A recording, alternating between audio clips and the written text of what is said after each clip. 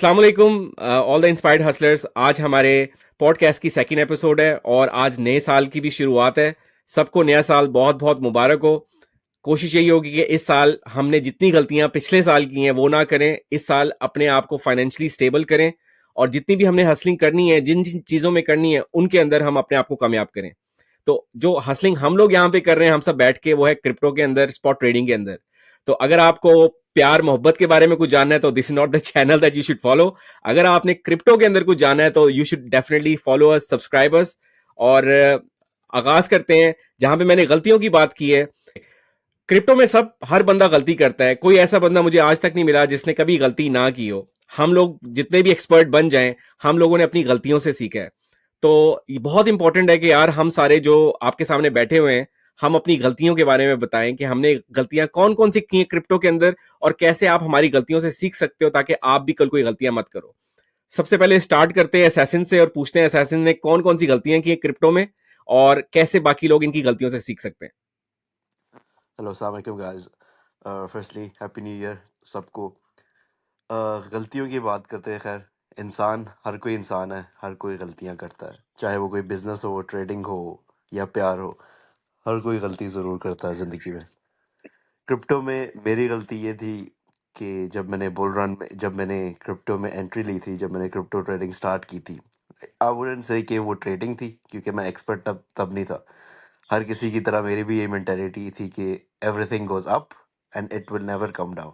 Bitcoin 100,000 पे जाएगा, 100,000 पे जाएगा, 200,000 पे जाएगा। जो सोशल मीडिया इन्फ्लुएंसर्स थे वो शिलिंग करते थे, प्रमोट करते थे शिट कॉइन्स को, बिटकॉइन को, एक्सआरपी को, कुछ भी हो जाए वो यही कहते थे। तो हाँ, मुझे भी यही लगता था कि भाई इसके इतने ज़्यादा फॉलोअर्स हैं, ही मस्ट बी राइट। लेकिन ऐसा हुआ नहीं। When I made my first big bag at Solana, वो फिर मैंने मल्टीपल कॉइन्स में इन्वेस्ट कर दिया। वो जो 5 फिगर पोर्टफोलियो था वो आ गया ऑलमोस्ट 3 डिजिट्स पे। फिर मैंने कहा चलो भाई, आई थिंक जो थोड़े से डॉलर बच गए हैं, इससे बेहतर है थोड़ा अब इस पे स्टडी करते हैं। तो random books, random videos, trial error करके खुद ही सीखा और अब थोड़े बहुत एक्सपर्ट बन गए हैं। ठीक है असैसिन, जो आपने बात बताई है ना कि जो शिलिंग करते थे, मुझे याद है 2018 में मैं कैफी बहुत ज्यादा एक्टिव था। अब तो वो दुनिया से भी चला गया, ये नहीं पता कि उसको मारा गया या खुद से उसने सुसाइड किया। लेकिन मसला उसका ये था कि उसने कहा था कि जो नया बुल रन आने वाला है बिटकॉइन का, if bitcoin doesn't reach $1 million, I am going to cut my, अब मैं आगे वर्ड नहीं बोलूंगा, ये आप देख सकते हो स्क्रीन पे हम दिखा रहे हैं। तो उसने ये प्रिडिक्शन की थी कि बिटकॉइन $1 मिलियन पे जाएगा और उसकी वजह से लोगों ने कितना नुकसान किया था। तो वही असैसिन वाली बात है कि यहां पे आपको बड़े बड़े इन्फ्लुएंसर्स नजर आएंगे जो शिलिंग कर रहे होंगे बगैर किसी वजह के।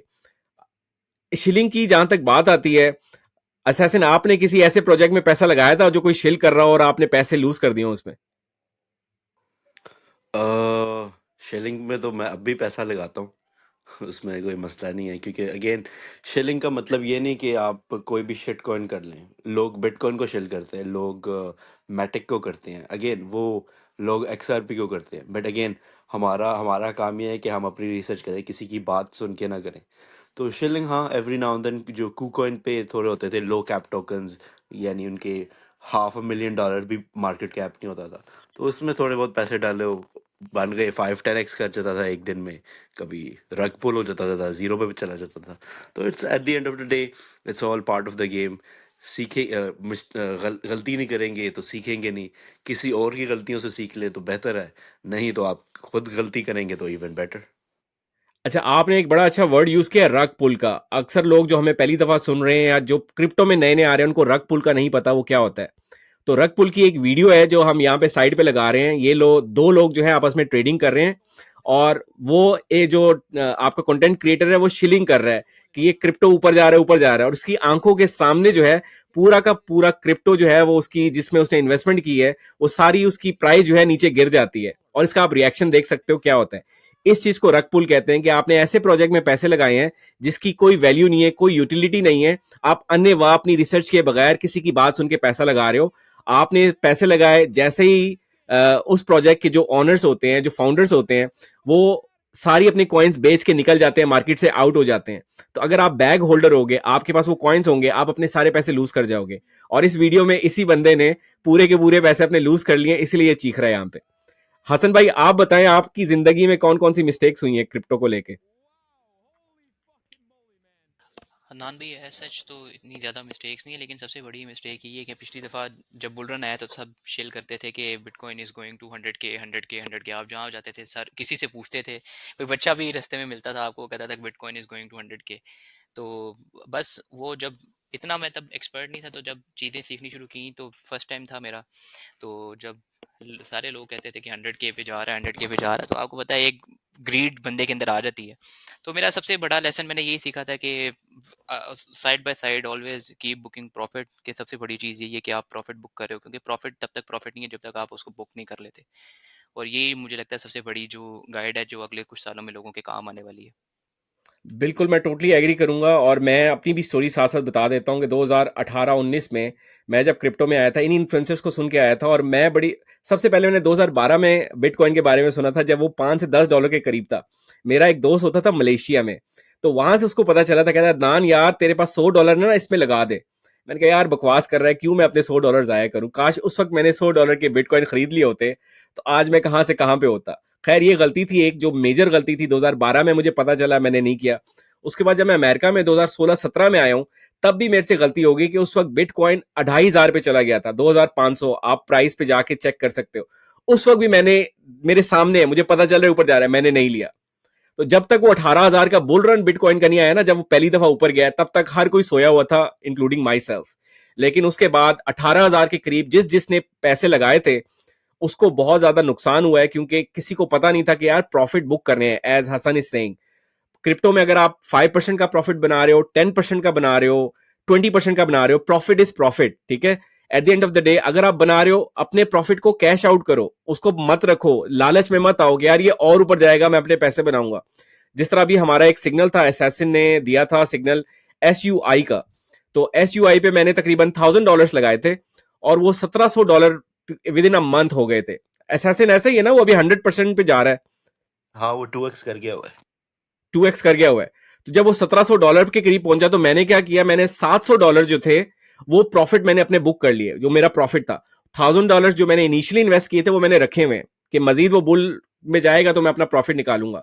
तो इस तरह से मैंने उसको किया। लेकिन 2018 में मैंने यही मिस्टेक्स की थी कि प्रॉफिट्स अपने क्या नहीं निकाले थे, और फिर उसके बाद मेरा $85,000 का पोर्टफोलियो जो था वो $20,000 पे आ गया था, और उसको फिर बड़ा मुझे टाइम लगा वापस उसको ऊपर ले जाने के लिए।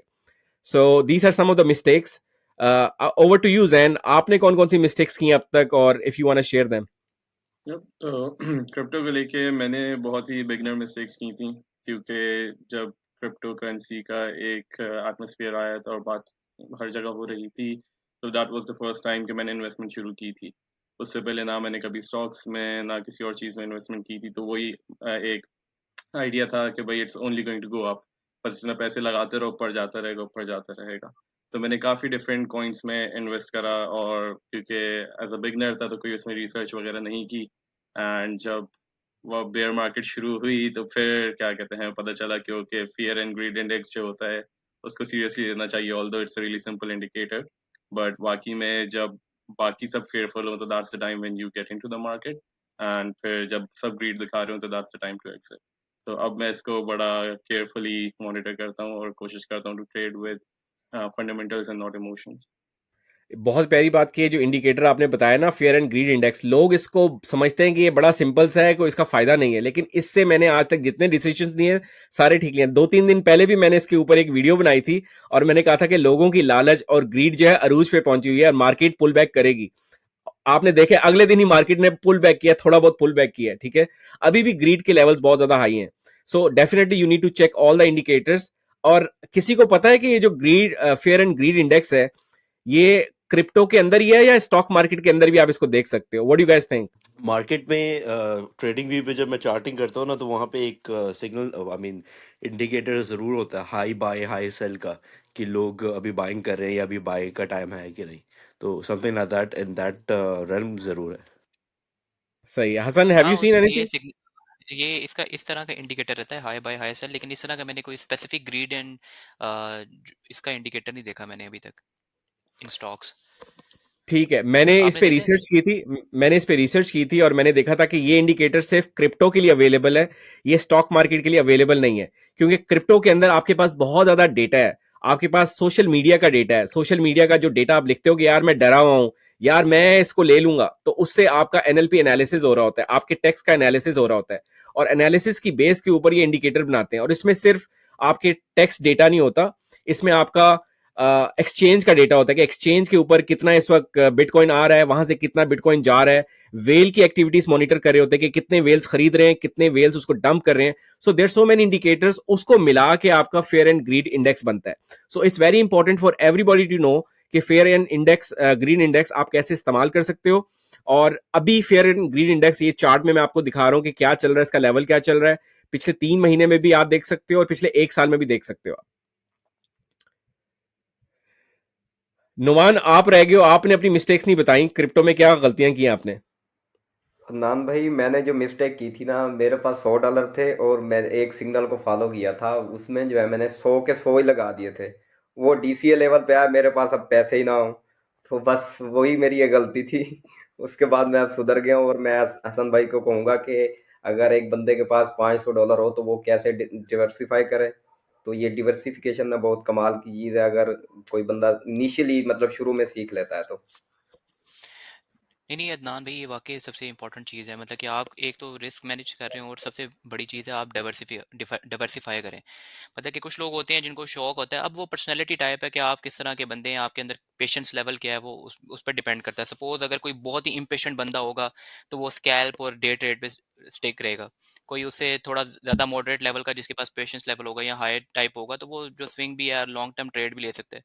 तो सबसे ज़्यादा ज़रूरी ये है कि आप चीज़ें डाइवर्सिफाई करें। अगर सपोज यू आपके पास $500 हैं तो आप उसके $500, ये ज़रूरी नहीं है कि आप सिर्फ 500 के एक ही ट्रेड में इन्वेस्ट कर दें, उसको डाइवर्सिफाई करें। उसको आप 30% आप डे ट्रेड में इन्वेस्ट करें, आप 45% उसको स्विंग ट्रेड में करें, और उसके अलावा आप कोई लॉन्ग टर्म ट्रेड लेना चाहते हैं तो आप उसके लिए अपने पास 25% फंड्स रखें। ठीक है, जो at any time of the at any given time आपके पास ये 25% ऑफ द फंड्स जो है ये होने चाहिए किसी भी केस में। ये आपने बड़ी अच्छी बिल्कुल। बात की है ट्रेडिंग के हवाले से, जो आपने डिफरेंट टर्म्स यूज किए हैं। अब कुछ लोग हैं हमें पहली दफा सुन रहे हैं और कुछ लोगों को ट्रेडिंग का पता भी नहीं है, तो ये जरा एक्सप्लेन करेंगे डे ट्रेडिंग में क्या फर्क है, स्विंग ट्रेडिंग क्या कहलाती है, और लॉन्ग टर्म इन्वेस्टिंग क्या है। काफी लोग मुझे रीच आउट करते हैं, मुझे मैसेजेस करते हैं, मुझे कहते हैं कि अदनान भाई मेरे पास टाइम नहीं है ट्रेडिंग के अंदर रहने का, मैं हफ्ते में सिर्फ 2 घंटे निकाल सकता हूं। तो उन लोगों के लिए कौन सी ट्रेड आप रेकमेंड करते हैं, और अगर कोई रोजाना के 1 या 2 घंटे निकाल सकता है तो उसके लिए कौन सी ट्रेड रेकमेंड करते हो आप। अच्छा, सो बेसिकली जो डे ट्रेडिंग है ना, ये term basically financial stock market से इन्वेंट हुई थी। डे ट्रेडिंग का मतलब ये है, डे ट्रेड का मतलब ये है कि आप एक ट्रेड लेते हैं, बिकॉज जो स्टॉक मार्केट होती है वो 9 to 5 चलती है, सुबह 9 से शाम 5। तो उस 8 घंटे में आप एक ट्रेड ओपन करके क्लोज कर दें, प्रॉफिट में हो या लॉस में हो, उसको कहते हैं डे ट्रेड। क्रिप्टो में आप, यस, आप डे ट्रेड में आपका टारगेट या आपका स्टॉप लॉस हिट नहीं हुआ तो आप अगले दिन पूरा सेटअप प्ले कर सकते हैं, बेशक उसको एक दिन लगे या एक हफ्ता लगे। ठीक है, इसको कहते हैं डे ट्रेडिंग। जो स्कैल्प होता है, स्कैल्प होता है क्विक इन एंड आउट। वो स्कैल्प आप 1 मिनट में कर सकते हैं, 15 सेकंड में कर सकते हैं, 15 मिनट या घंटे में कर सकते हैं, दैट्स अ स्कैल्प। जो स्विंग ट्रेडिंग होती है, स्विंग ट्रेडिंग ये होती है, स्विंग ट्रेड अगर ओके, अगर डे ट्रेड में आपका टीपी जो आपका टारगेट प्राइस है वो होता है 5% प्रॉफिट। स्विंग में शायद आपका 15% हो पहला टारगेट, दूसरा टारगेट 30% हो या 50% हो। तो ऑब्वियसली जब मार्केट को अगर आप इतना बड़े ज़्यादा टारगेट क्या कहते हैं टारगेट कर रहे हैं, आपने कॉइन लिया और आप कह रहे हैं मैंने इस टारगेट पे 50% प्रॉफिट्स पे कॉइन पंप होगा तब मैं बेचूंगा, तो obviously it will take time. कभी कभी ये होता है कि मार्केट या कोई स्पेसिफिक कॉइन अब नॉर्मली पंप कर जाता है, तो शायद आपके एक कुछ घंटे में हो जाए, जो कि बहुत कम चांसेस होता है if you time it accurately and you get lucky. नहीं तो कुछ दिन लग सकते हैं, नहीं तो कुछ हफ्ते या कुछ महीने भी लग सकते हैं। ठीक है, that's swing trading. Swing trading को मैं ज़्यादा प्रेफर करता हूँ क्योंकि इसमें पैसा ज़्यादा बनता है, क्योंकि मेरे में सबर है, मुझे कोई मसला नहीं है ज़्यादा पैसे होल्ड करने में। फिर अच्छा, तो दूसरी यानी कि बात समझ आई है कि अगर कोई डेली का 1-2 घंटा दे सकता है तो वो स्कैल्पिंग में आना चाहिए, क्योंकि आप जल्दी से पैसे बना के निकल सकते हो, राइट। नहीं, ओके, अगर आप ट्रेडर हैं, आपको ट्रेडिंग करनी आती है, तो आप क्या कहते हैं आप डे ट्रेड करें, आप स्विंग ट्रेड करें। लेकिन अगर आप हमारे ग्रुप में आ रहे हैं या आप कहीं भी किसी और को किसी और ग्रुप को फॉलो करते हैं, वो अगर आपने करना है तो आपको जो बस प्रिटी मच आपने सिग्नल देखना है, वहाँ से अपने बाइनेंस से अपने एक्सचेंज पे लगाना है और टारगेट स्टॉप लॉस आपको सेटअप करना है। तो उसमें आपको मॉनिटर करने की भी ज़रूरत नहीं होती। तो उस लिहाज से आप कुछ भी करें, वो आपके माइंडसेट पे और आपकी रिस्क एपेटाइट पे डिपेंड करता है और आपके पेशेंस पे डिपेंड करता है कितना करना है। और जो मेरी अलग another thing that is one of my favourite thing is long term investing.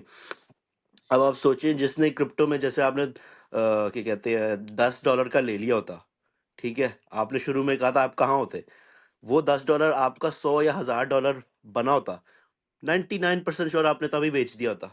आपको क्या पता था कि बिटकॉइन 60K पे जाएगा नहीं जाएगा। Now that's when you do your research, that's आपका पेशेंस कितना है और आप कितनी देर तक होल्ड कर सकते हो।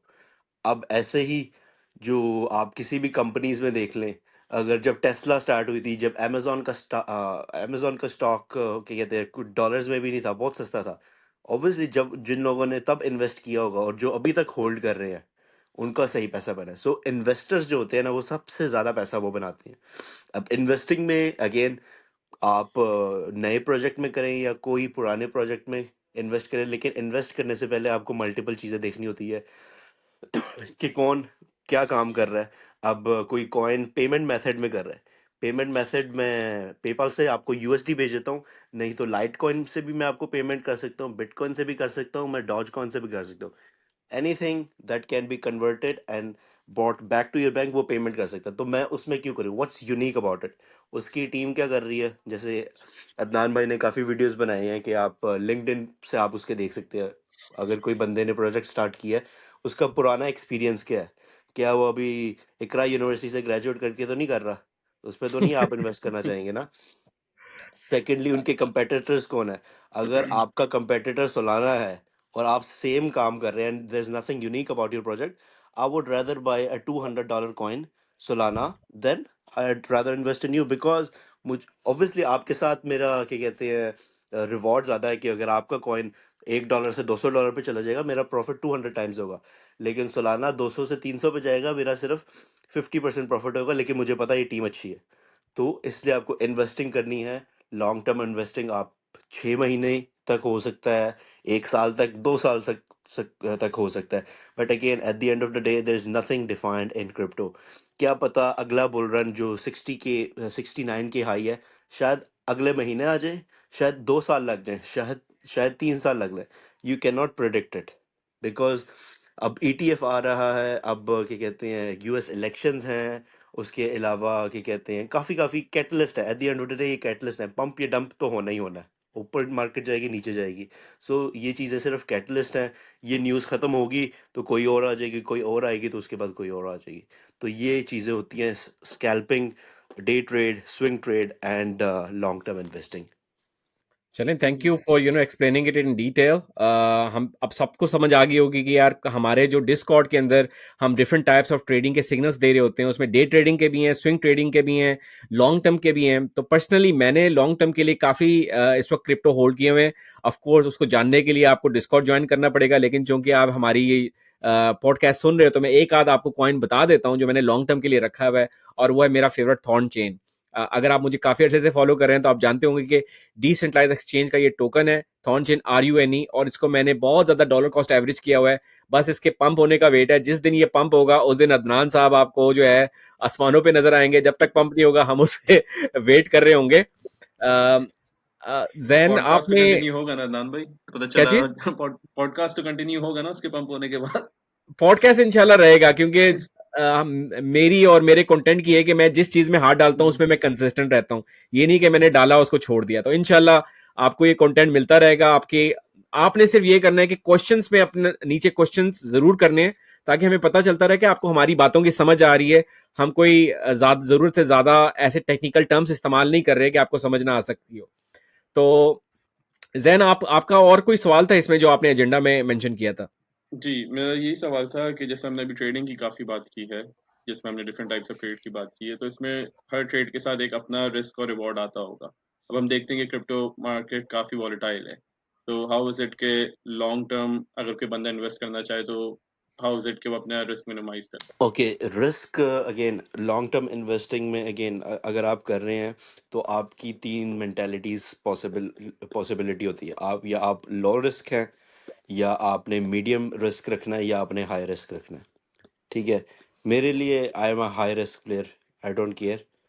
लेकिन मुझे ये पता है कि कितने पैसे मेरे जा सकते हैं और कितने पैसे बन सकते हैं। अगर किसी ने लो रिस्क लेना है तो लो रिस्क टोकन्स में आपका बिटकॉइन और Ethereum mostly blue chip tokens है। ठीक है, अगर आपने मीडियम टर्म क्या कहते हैं, अगर आपने रिस्क लेना है तो आप majority of your portfolio you can invest into bitcoin और Ethereum. Again this is not a financial advice, I am just getting you giving an idea कि आप 50% बिटकॉइन इथीरियम में डाल सकते हैं और 50% आल्ट कॉइन्स में, डिफरेंट प्रोजेक्ट्स में। सिर्फ सारे एक पैसे एक प्रोजेक्ट में नहीं डालने चाहिए, बिकॉज अगेन अगर एक प्रोजेक्ट नीचे चला गया तो आपकी रिस्क मैनेजमेंट कुछ भी नहीं होगी, आपके सारे पैसे डूब जाएंगे। जो हाई रिस्क है वो मिनिमम मिनिमम अमाउंट या बिल्कुल भी नहीं रख सकते बिटकॉइन या इथीरियम में, और मैक्सिमम सारे अपना पोर्टफोलियो डाइवर्सिफिकेशन आल्ट कॉइन में कर सकते हैं। अब इसका रिटर्न अगेन, अगर आप लो रिस्क हैं या हाई रिस्क खेलना है या मीडियम खेलना है, वो आपकी रिस्क एपेटाइट और आपके पोर्टफोलियो साइज पे डिपेंड करता है। फॉर मी पर्सनली, अगर मैं बहुत कॉन्फिडेंट हूँ किसी प्रोजेक्ट में तो मैं उसका उस पे अपने पोर्टफोलियो का 5% तक लगा देता हूँ। वरना काफ़ी, क्योंकि I hold around 60 to 70 coins, तो कुछ ऐसे भी हैं 0.5% सिर्फ है, कुछ 1% है, कुछ 2% है। तो इसका मुझे फ़र्क नहीं पड़ता, बिकॉज आई नो मेरी बाइंग पुरानी बाइंग है तो मोस्टली प्रॉफिट्स में ही है। लेकिन ऐसे आप रिस्क कर सकते हो, और जैसे हसन ने और हम हमेशा बोलते हैं कि आपका एक स्पेसिफिक टारगेट नहीं होना चाहिए, आपको साइड बाय साइड प्रॉफिट लेना चाहिए। आपका कॉइन 2x 3x कर गया है, आप इनिशियल इन्वेस्टमेंट बेसिक निकाल लें एटलीस्ट, और प्रॉफिट्स को चलने दें। अगर जैसे अदनान भाई कह रहे थे, उन्होंने सिर्फ अपने प्रॉफिट्स निकाले, वो अपनी इनिशियल इन्वेस्टमेंट भी निकाल लेते और प्रॉफिट $700 रन करने देते, वो $700 क्या पता $7,000 बन जाता या $70 बन जाता, उससे फर्क नहीं पड़ना था, बिकॉज वो उनका प्रॉफिट था। तो आप ऐसे मल्टीपल स्ट्रैटेजीज करना चाहते हैं, ये नहीं आपको करना चाहिए कि भाई मैंने इतने पैसे डाले, अब मैंने ये 10x होगा, ये इस स्पेसिफिक प्राइस पे जाएगा तो ही मैं बेचूंगा। साइड बाय साइड सेल करें, री इन्वेस्ट करें, कंपाउंडिंग करें। हाँ, और इसमें मैं अदनान भाई इसकी ना सेशन की जी। बात को कंटिन्यू करता हूँ कि जैसे हमारी ये टीआरबी की ट्रेड थी, हमने टीआरबी 10 से बाय किया और टीआरबी का हमने टारगेट रखा 165, जिसपे हमने कहा कि हम 80% जो पोजीशन है वो सेल कर देंगे। मतलब कि अगर तो सारे हमारे साथ ट्रेड करते हैं तो हमारी सुन के उनको 80% जो है वो 165 पे आउट हो जाना चाहिए था, और 20% जो है वो हायर टारगेट के लिए रखते। अब टीआरबी जाता है अप्रोक्सीमेटली 621, सिर्फ एक ही वीक में 621 पे जाता है, वो 400 से कुछ और 621 पे जाता है। अब वहां पे लोग सेल नहीं करते, और अब टीआरबी जो है वो 200 पे, मतलब कि आप देखें कि उन्होंने इस पूरे गैप में कितने एक्सेस जो हैं वो लूज कर दिए हैं। अब सबसे ज्यादा जरूरी क्या है, एक कॉइन पंप कर रहा है, पंप कर रहा है, पंप कर रहा है, सबसे सबसे ज्यादा जरूरी you have to hold your nerves, मतलब कि आपको बहुत ज्यादा कंट्रोल करना पड़ता है अपने हाथों के ऊपर। सपोज एक बंदा, एक हमारे पास एक क्वेश्चन आता है आज के दिन में, बंदे का नाम डिस्क्लोज नहीं करते, कि वो कहता है कि मैंने अब 590 पे बाय कर लिया, अभी वो 150 पे है, तो मैं क्या करूं? हमने स्पॉट ट्रेडिंग का ग्रुप जो है डिस्कॉर्ड का लॉन्च क्यों किया है? हमने इसीलिए लॉन्च किया है ताकि हम एग्जैक्ट मार्केट की मूवमेंट्स को समझ सकें कि इस वक्त मार्केट ऊपर जा रही है, नीचे जा रही है, या साइडवे मूवमेंट कर रही है। तो जिस तरह भी टीआरबी की एग्जांपल दिया, किसी ने 590 पे बाय किया है और अब वो 150 पे आ गया, तो वो क्या करे? उसके लिए भाई दो चीजें वो कर सकता है, एक तो फंडामेंटल एनालिसिस कर सकता है और टेक्निकल एनालिसिस कर सकता है। अगर उसके फंडामेंटल स्ट्रांग है प्रोजेक्ट के और उसको लगता है कि ये प्रोजेक्ट फ्यूचर में ऊपर जाएगा, जरूर जाएगा, तो आप वहां पे आके डॉलर कॉस्ट एवरेज कर सकते हो, वहां पे अपनी बाइंग जो है उसको नीचे ला सकते हो। आपकी एवरेज कॉस्ट नीचे आनी चाहिए, वहां पे आपको खरीदना लाजमी है। अगर आप वहां पे दोबारा उसको नहीं खरीदते हो तो फिर अपने प्रोजेक्ट की प्रॉफिटेबिलिटी कैलकुलेट करने के लिए उस प्रोजेक्ट को 590 से ऊपर जाना पड़ेगा, तब जाके आपको प्रॉफिट्स मिलेंगे। अगर आप उसको बैठे रहोगे, आप क्रिप्टो को गलत कहते रहोगे, कहोगे क्रिप्टो स्कैम है, क्रिप्टो में पैसे नहीं बनते, क्योंकि आपने स्ट्रेटेजी इस्तेमाल नहीं की है। तो हमारा जो डिस्कॉर्ड का ग्रुप है उसमें यही बताया जाता है कि यार किस प्रोजेक्ट पे कितने परसेंट पे हमने प्रॉफिट्स निकालने हैं, और अगर हमारा वो प्रॉफिटेबल नहीं होता ट्रेड और वो ट्रेड नेगेटिव में जाता है, तो कहां पे हमने अपना स्टॉप लॉस लगाना है और स्टॉप लॉस लगा के निकल आना है वहां से, ताकि हमें मजीद नुकसान ना हो। और मेरे ख्याल से स्टॉप लॉस को बहुत कम लोग जो है वो यूटिलाइज करते हैं। I would like to ask all of you guys, आप लोगों को क्या लगता है स्टॉप लॉस कितना जरूरी है किसी भी ट्रेड के लिए? बहुत जरूरी मोस्ट इम्पोर्टेंट थिंग है डे ट्रेडिंग में। आप स्टॉप लॉस के बगैर डे ट्रेड नहीं कर सकते, सिंपल। स्विंग ट्रेड में आप अफोर्ड कर सकते हैं, लेकिन डे ट्रेड में बिल्कुल भी नहीं। जब एक एक सक्सेसफुल ट्रेडर को इनवैलिडेशन पॉइंट पता होना चाहिए। आप स्टॉप लॉस लगाओ या ना लगाओ, आपकी आपकी डे ट्रेड हो, आपने कहना है कि भाई ये स्ट्रक्चर ब्रेक हो गया या सपोर्ट रेजिस्टेंस जिस भी बेसिस पे आप ट्रेड कर रहे हो, यह खराब हो गया तो भाई बस अब मुझे सीन अच्छे नहीं लग रहे, I am out. Swing trading में हायर टाइम फ्रेम पे बिटकॉइन बेरिश है, कोई प्रोजेक्ट के फंडामेंटल्स खराब हो गए हैं, specially in long term investing as well. आप लॉन्ग टर्म इन्वेस्टिंग में आप सिर्फ चार्ट्स नहीं देखते, charts are useless when you are investing for 5 years, 10 years, 5 months, 6 months। आप प्रोजेक्ट देखते हैं कि वो करते क्या है। अच्छा, एक चीज के ऊपर मैं मजीद बात करना चाहूंगा, स्टॉप लॉस के ऊपर। स्टॉप लॉस के एक एग्जांपल देते हैं कि आइंस्टाइन, एक बुक है, अगर आप पढ़ते हो, वॉरेन बफेट बहुत रेकमेंड करता है किसी भी एक इन्वेस्टर के लिए, वो है intelligent investor bye Benjamin Graham.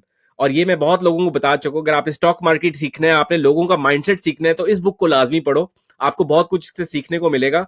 इस बुक के अंदर एल्बर्ट आइंस्टाइन की एग्जाम्पल दी हुई है कि एल्बर्ट आइंस्टाइन जो था वो कहता है कि मैं जमीन से लेके आसमान तक जितने सितारे हैं और जितना डिस्टेंस है वो मैं कैलकुलेट कर सकता हूं, लेकिन जो लोगों की ग्रीड है, जो लोगों की लालच है, वो मैं कैलकुलेट नहीं कर सकता। और आइंस्टाइन ने बहुत पैसे लूज किए थे क्योंकि उसने अपना स्टॉप लॉस जो था वो सेट नहीं किया था। तो वो कहता है कि यार स्टॉप लॉस बहुत जरूरी है, स्टॉप लॉस लगाना चाहिए। तो ये बात यहां पे करना बहुत जरूरी है कि यार जिंदगी में कभी भी ट्रेड लेते हो, स्टॉप लॉस को जरूर रखो। अगर स्टॉप लॉस नहीं लगाते हो, पता होना चाहिए कि ये देखें, बुक भी आ गई है, जैन जैन ने पढ़ी है। जैन, इस बुक की बुक भी का थोड़ा सा प्रमोशन होगी, रिव्यू दो। बुक की भी हम्म? प्रमोशन होगी। या तो ये बुक मैंने इत्तेफाक से जब भी ऑर्डर की थी, अदान भाई आपने अपनी स्टोरी में एक दफ़ा इसके बारे में मेंशन करा था, तो उसके बाद मैंने रिसर्च की कि जब मेरे साथ लास्ट टाइम हुआ था कि इन्वेस्टमेंट मैंने क्रिप्टो में की थी और काफ़ी नुकसान हुआ था, तो फिर मैंने देखा कि what am I doing wrong. तो फिर इस बुक को मैं लेकर आया, मैंने कवर टू कवर पूरी पढ़ी, तो फिर मुझे रियलाइज़ हुआ कि सारी जो बात है it boils down to a few fundamentals. कि firstly you should not time the market, आपको उसमें you should be in the market for a long time. तो एक फंडामेंटल होता है, फिर दूसरा ये वही कि fear and greed index, you should not just have the mindset कि हर चीज़ में ऊपर ही जाना है, क्योंकि वो फिर बहुत ग्रीड आ जाती है तो you do not take profits. तो ये सारी चीज़ें आ जाती हैं कि आपको you really have to put your emotions aside, because अगर आप अपने इमोशंस के साथ ट्रेड करेंगे तो वॉल स्ट्रीट पे बहुत ऐसे चीते बैठे हुए हैं जो प्रॉपर एल्गोरिदम्स वगैरह सब कुछ यूज करके ट्रेडिंग कर रहे हैं, तो they can easily like take your money away from you. तो यही है कि trading is all about being disciplined and know when to enter and when to exit. Trading में सबसे ज़्यादा इंपॉर्टेंट चीज़ ही डिसिप्लिन है। सपोज कि आपका ना हर चीज़ में एक सेट पॉइंट होना चाहिए, प्री सेट पॉइंट के मतलब कि ये इतना मुझे अचीव हो जाए तो I am going to exit a trade. मतलब कि आप एक सेट पॉइंट रखेंगे तो वो आपको जो है ना वो फ़ायदा देगा। सपोज कुछ ऐसी ट्रेड्स होती हैं, किसी का सेट पॉइंट 1x होता है, 2x होता है, लेकिन चलें वो आपका अचीव हो गया, अब that's the time that you are going to realise कि हमें एग्जिट करना है कि नहीं करना। ठीक है, तो आप अपना पहले प्रीसेट माइंड रखें, अपने आप को एनालाइज करें और वहाँ पे एग्जिट कर दें। आपने 1x प्रॉफिट बनवा लिया और आपको क्या चाहिए ज़िंदगी से? आप बिल्कुल उसको सही है। कंपाउंड करें, इन्वेस्ट करें कहीं और। अच्छा, ये जैन ने जो बात की है कि वॉल स्ट्रीट जो है आपके ऊपर सारे चेक्स लगा के बैठे होते हैं, उनके एल्गोरिथम्स हैं, उनके पास ऐसे सॉफ्टवेयर मौजूद हैं जिससे उनको पता चल जाता है कि लोग क्या करने वाले हैं, अभी लोगों ने कुछ किया नहीं होता, वो प्रिडिक्ट कर लेते हैं। तो मेरा सवाल है असैसिनेट कह रहा हूँ, मेरा सवाल है सैसिन से और हसन से कि वॉल स्ट्रीट कितनी इंपॉर्टेंट है हमारी क्रिप्टो मार्केट के लिए। आपको लगता है कि Wall Street already crypto market को कंट्रोल करना शुरू हो गई है कि नहीं? To certain extent yes, I am sure. अगर उनके वॉल स्ट्रीट के पास इंटरनल स्टॉक नॉलेज है, क्योंकि stock market is way way way too big, bigger than crypto market. So yes, अगर वो इनसाइडर न्यूज़ रख सकते हैं स्टॉक मार्केट की, तो crypto is still a smaller fish in front of specially जो यूएस की स्टॉक मार्केट है, नैस्डैक हो गया, एस एन पी 500 हो गया। बट अगर वो मैनिपुलेशन पे करते हैं, मैनिपुलेशन पे डिपेंड करता है कि आपका कितना मार्केट शेयर है, हु आर यू। आपकी क्या कहते हैं, जैसे माइक्रो स्ट्रेटजी है, उसके बाद बहुत ज़्यादा बिटकॉइंस हैं, जो ऑर्गेनाइजेशंस होती हैं, इंस्टीट्यूशंस होते हैं, जिनकी ज़्यादा होल्डिंग पावर है, जो ज़्यादा मैनिपुलेट कर सकता है मार्केट को। I think they are the bigger fishes to manipulate into crypto. तो अच्छा, ये जो 2024 में नया साल आज का आगाज हो चुका है और मैं बहुत बुलिश हूं दो न्यूज के ऊपर। एक तो बिटकॉइन हाविंग के ऊपर जो हर 4 साल के बाद होती है, उसको थोड़ा सा एक्सप्लेन करते हैं, लोगों को बताते हैं कि बिटकॉइन हाविंग क्या है। और दूसरी जो सबसे इंपॉर्टेंट न्यूज है कि बिटकॉइन का ईटीएफ लॉन्च होने वाला है और कितने उसके पीछे बड़े बड़े इंस्टीट्यूट्स हैं जो अपना बिटकॉइन की ईटीएफ की एप्लीकेशंस को दे चुके हैं, और उसकी पहली एप्लीकेशन अप्रूवल की जो डेट आने वाली है वो भी बताएंगे। तो जरा बिटकॉइन हाविंग के बारे में बताएं, वो ट्रेडर्स के लिए इतना जरूरी क्यों है, और कोई इन्वेस्ट कर रहा है तो उसके लिए क्यों जरूरी है bitcoin having? Well, bitcoin halving simply process ये है कि कोई भी जो बिटकॉइन पे माइनिंग कर रहा है, ये हमने पिछले एपिसोड पे डिस्कस भी किया था, कि आप वहाँ से भी देख सकते हैं, सुन सकते हैं, कि जो लोग माइनिंग करते हैं बिटकॉइंस की, बिटकॉइन माइनिंग क्या होता है? बेसिकली ये होता है कि जो क्रिप्टो और क्या कहते हैं ब्लॉकचेन में ट्रांजैक्शंस हो रही होती हैं, उनके जो एल्गोरिथम मैथमेटिकली और साइंटिफिकली जो उनको प्रोसेस करता है और वेरीफाई करता है, उस पे आपको रिवॉर्ड मिलता है। ठीक है? और हर हाल्विंग के बाद रिवॉर्ड 50% से कम हो जाता है, यानी हाफ हो जाता है। तो अब जाके ये आई थिंक ये फिफ्थ या सिक्स हाल्विंग होगी, और जिसपे रिवॉर्ड अब compare to like 10 years ago अब बहुत कम है। और जो इसकी हिस्टोरिकल डेटा अगर हम देखें, तो मोस्टली ये होता है बिटकॉइन हाल्विंग के बाद मार्केट थोड़ा करेक्शन में जाती है, और उसके बाद बुल रन स्टार्ट हो जाता है। Now this information is very generic, and everyone knows कि it's all over Twitter, it's all over all the platforms. अब जो मार्केट मेकर्स हैं वो पागल नहीं है, उनको पता है कि हमें ट्रिक कैसे करना है। इस दफ़ा ये हो सकता है कि मार्केट हैल्विंग से पहले ही पंप हो जाए, उसके बाद डंप हो जाए, या हिस्टोरिकल प्रोसेस दोबारा रिपीट हो सकता है। So in that case, pump होता है, टेक योर प्रॉफिट्स, डंप होता है, DCA, and wait to book your profits in future. इसमें नान भी सबसे इंपॉर्टेंट चीज़ यही है, असैसिन की आखिरी जो बात है ना वो सबसे ज़्यादा इंपॉर्टेंट है कि अगर सपोज डंप आता है तो आपने क्या करना है।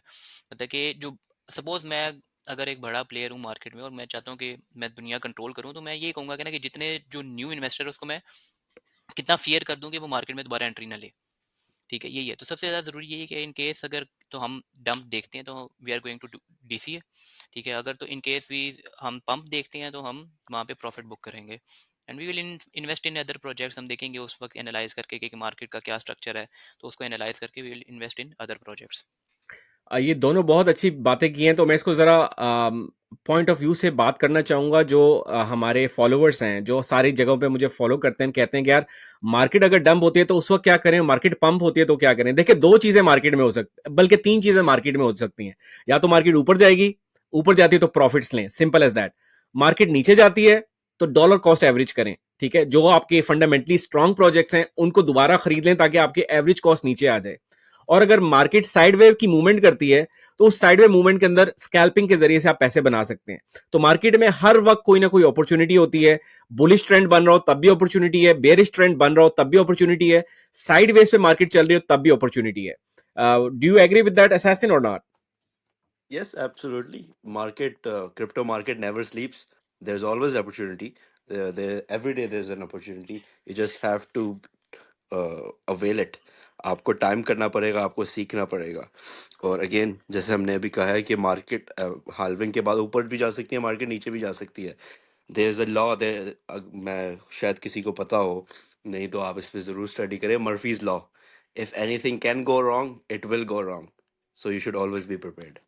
Exactly exactly. और दूसरा जो मेरा क्वेश्चन था बिटकॉइन ईटीएफ के हवाले से, जो कि आजकल बहुत हॉट टॉपिक बना हुआ है, आप दोनों को क्या लगता है जो आपने रिसर्च की है? और सबसे अच्छी बात है, हसन जो है, हमारा डिस्कॉर्ड का जो ग्रुप है उसमें प्राइवेट ग्रुप के अंदर एक मार्केट एनालिसिस का चैनल है।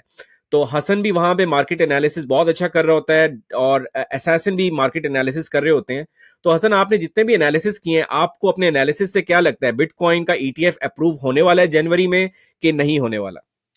अदनान भाई, इसमें अभी दो स्कूल ऑफ थॉट्स हैं जो प्रिवेल कर रहे हैं। देखिए, एसईसी के पास एक अपॉर्चुनिटी है कि जिसपे वो बड़े प्लेयर्स जो हैं वो मार्केट में एक ऐसा डंप ला सकते हैं जिससे वो और बाइंग अपॉर्चुनिटी आ सकती है। एक ये है कि एसईसी वो ना करे, बिल्कुल डिले ना करे और उसी वक्त अप्रूव कर दे। अब ये तो भाई गैरी भाई जानते हैं, उन अगर कोई गैरी भाई से कांटेक्ट है तो उसे राब्ता कर ले।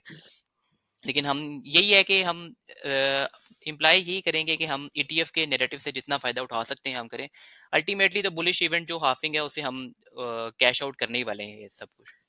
अच्छा, मैं आप दोनों को एक बड़ी इंपॉर्टेंट चीज बताता हूं। मैं अभी आखिरी दिनों में ह्यूस्टन गया था और वापसी पे एयरपोर्ट पे मैंने एक एड देखा था और उसको मैंने अपनी एक कंटेंट पे भी डाला था। किसी ने वो देखा था कंटेंट मेरा कि नहीं? यप, क्या था असैसिन उस कंटेंट में? आई थिंक ETF वाला अप्रूव, ETF का वो था, एक माइकल सेलर का भी था ये एड। अच्छा, वो एड जो था वो जीबीटीसी का है, जो कि ऑलरेडी एक इन्होंने ईटीएफ बनाया हुआ है। उसके अंदर बिटकॉइन के लिए उन्होंने पहले का बनाया हुआ था, ठीक है। उसकी एडवर्टीजमेंट ऑलरेडी एयरपोर्ट के ऊपर चलना शुरू हो गई है। तो अगर आप देखना चाहते हो कि मार्केट में बिटकॉइन खरीदा जा रहा है या डंप किया जा रहा है, तो आपने सिर्फ एनालिसिस ये करना है कि जो जीबीटीसी है वो मार्केट में इस वक्त खरीदा जा रहा है या बेचा जा रहा है। वहां से आपको पता चल जाएगा कि मार्केट की आने वाली मूवमेंट क्या होने वाली है।